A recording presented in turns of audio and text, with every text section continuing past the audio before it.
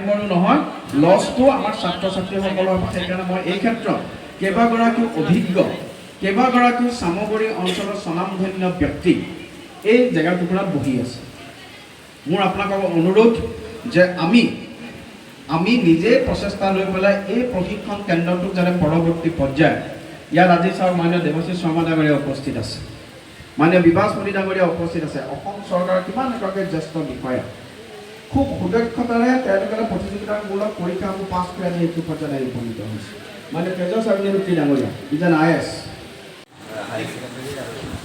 কোন কলেজত পঢ়ি আছে? ৰূপহী কলেজ আৰু নগাঁও কলেজ। ঠিক আছে, এতিয়া তোমালোকে খুব ভালকৈ কোচিংটো কৰিবা।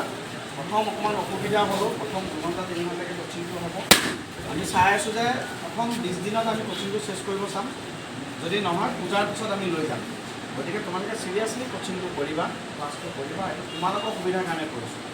এইটো যদি ভালকৈ কৰিব পাৰা তোমালোকে অন্যান্য বহুখিনি ক্ষেত্ৰত আগবাঢ়িবা। মই চাম যে ছাত্ৰ ছাত্ৰীসকলে কিমান চিৰিয়াছলি গোটেই কোৰ্চটো লৈছে। পৰৱৰ্তী পৰ্যায়ত আমি যাতে অন্যান্য APSC ক্ষেত্ৰত আমি সুবিধা কৰিব পাৰোঁ, এটা এৱাৰনেছ কৰিব পাৰোঁ। গতিকে এইটো আমাৰ দায়িত্ব। খুব হায়েষ্ট ফেকাল্টি আছে, আমাৰ সমেন দাস আছে নেকি বাইদেউ? ওলাই আহিছিলে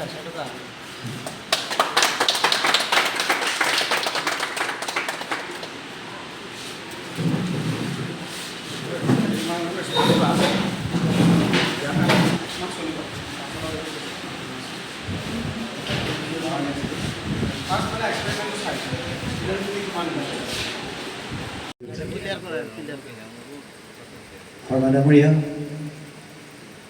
আমাৰ মঞ্চ যুৱবিশ্বৰী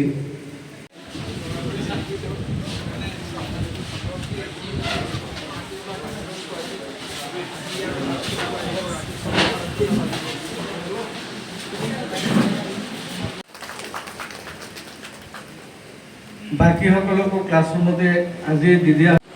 সৌমেনদা IIT পাছ আউট, আমেৰিকাৰ পৰা PhD কৰিছে, আমেৰিকাতে কৰিছে। এতিয়া ভাৰতত আহি পেলাই ভাৰতবৰ্ষৰ